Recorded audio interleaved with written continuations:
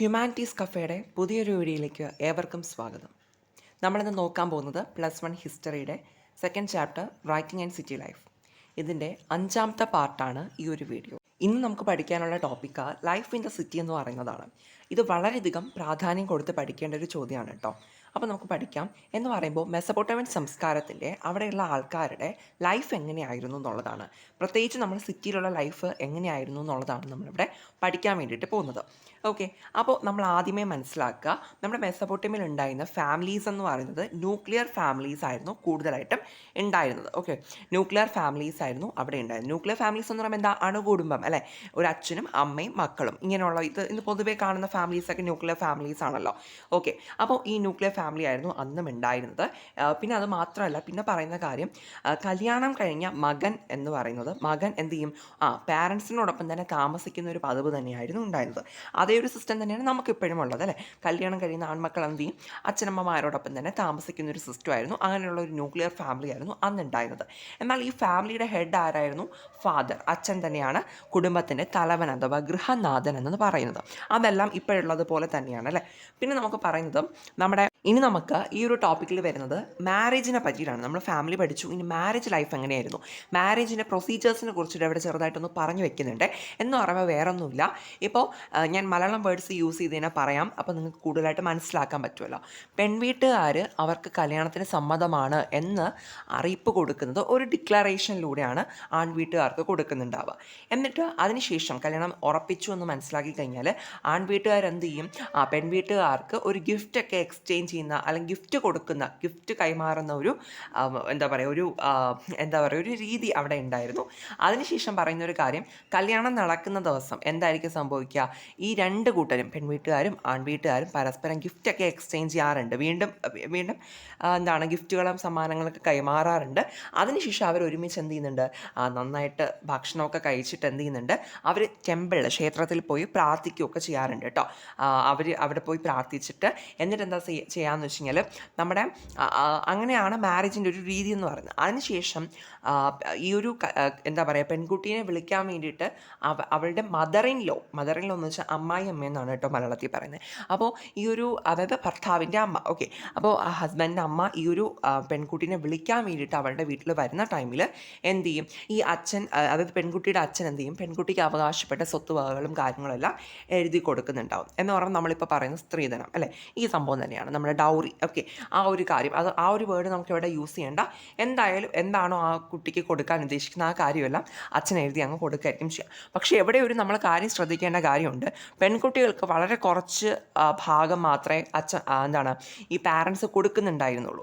അച്ഛൻ്റെ കൂടുതലും വലിയ വിലമതിക്കുന്ന വീടോ നെൽപ്പാടങ്ങളോ അങ്ങനെയുള്ള വിലമതിക്കുന്ന വിഭവങ്ങളൊക്കെ കൊടുക്കുന്നത് ആൺമക്കൾക്കാണ്.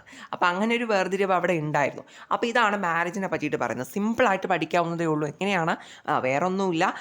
ആദ്യം പെൺവീട്ടുകാർ ഒരു ഡിക്ലറേഷൻ വരെ അവർക്ക് സമ്മതമാണെന്ന് ആൺവീട്ടുകാരെ അറിയിക്കുന്നു.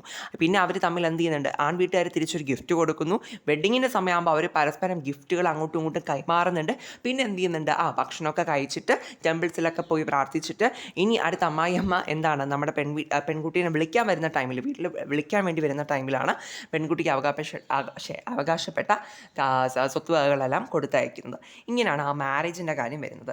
ഇനിയാണ് നമ്മുടെ സിറ്റീസിലോട്ട് നമ്മൾ പോകുന്നത് കേട്ടോ. എന്ന് പറയുമ്പോൾ ഞാൻ കഴിഞ്ഞ വീഡിയോസ്, നമ്മൾ കഴിഞ്ഞ പാർട്ടിലൊക്കെ പറഞ്ഞു, ഊർ എന്ന് പറയുന്ന ഒരു സിറ്റി മെസപ്പൊട്ടേമിയയിലെ ഒരു നഗരമാണ് ഊർ എന്ന് പറയുന്നത്. അപ്പോൾ ഈ ഊർ എന്ന് പറയുന്ന സിറ്റിയെ പറ്റിയിട്ടാണ് നമ്മൾ സിറ്റി ലൈഫ് പഠിക്കാൻ വേണ്ടി പോകുന്നത്. എന്ന് പറയുമ്പോൾ എവിടുത്തെ പ്രത്യേകത, ഊർ എന്ന് പറയുന്ന സിറ്റിയുടെ പ്രത്യേകത എങ്ങനെയാണെന്ന് അറിയാമോ?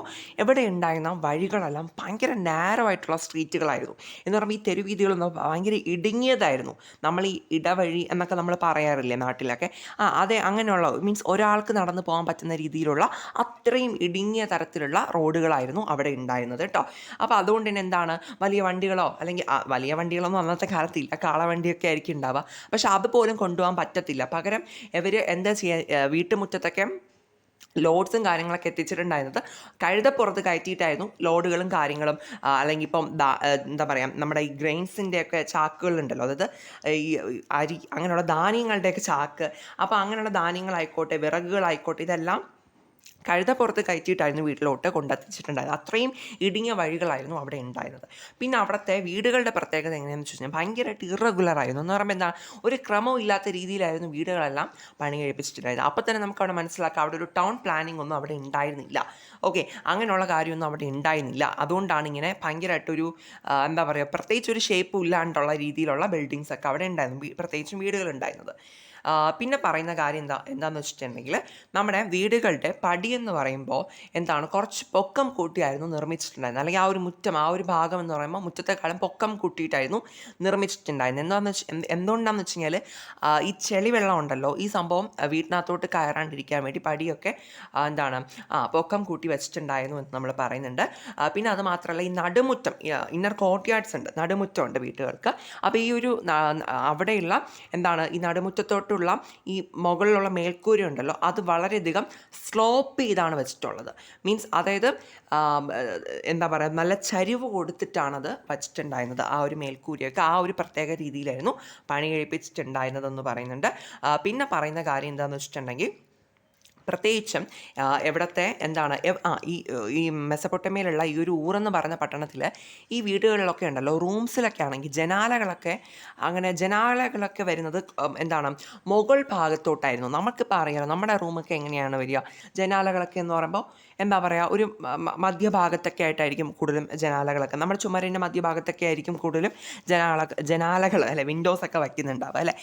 കാരണം എന്താ, നല്ല രീതിയിൽ വെളിച്ചമൊക്കെ കിട്ടാൻ വേണ്ടിയിട്ടാണ് നമ്മളങ്ങനെ കാറ്റും വെളിച്ചമൊക്കെ കിട്ടാൻ വേണ്ടിയിട്ട്.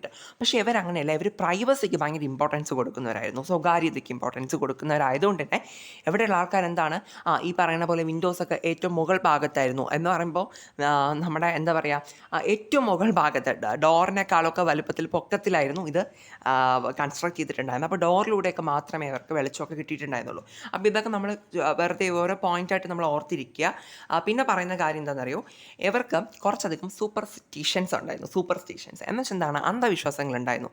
അപ്പോൾ ഈ സൂപ്പർസ്റ്റിഷൻസ് എന്തൊക്കെയാണെന്ന് വെച്ചിട്ടുണ്ടെങ്കിൽ രണ്ടെണ്ണം പറയുന്നുണ്ട്. ഒന്നെന്ന് പറയുന്നത് ഈ ഒരു എന്താണ്, നന്നായിട്ട് പൊക്കം കൂടിയിട്ടുള്ള ഒരു പടിക്കെട്ടുകളാണ് ഉള്ളതെങ്കിൽ എന്ന് പറയുമ്പോൾ വീടിൻ്റെ മുൻവശത്തുള്ള പടികളുണ്ടല്ലോ, ഇത് അത്യാവശ്യം പൊക്കം കൂട്ടിയിട്ടാണ്, അത്യാവശ്യം ഹൈറ്റിലാണ് വെക്കുന്നതെന്നുണ്ടെങ്കിൽ, അത്യാവശ്യം റൈസ് ചെയ്തിട്ടാണ് വെക്കുന്നതെന്നുണ്ടെങ്കിൽ ആ വീടിന് നല്ല ഐശ്വര്യമാണ്, സമ്പത്ത് ഉണ്ടാവും എന്നുള്ള രീതിയിൽ ഒരു അന്ധവിശ്വാസം ഉണ്ടായിരുന്നു. അടുത്ത രണ്ടാമതായിട്ട് പറയുന്ന ഒരു കാര്യം എന്താണെന്നറിയോ, ഞാൻ പറയുന്ന കാര്യം ശ്രദ്ധിച്ച് കേട്ടോളെ, ഒരു വീടിൻ്റെ വാതിൽ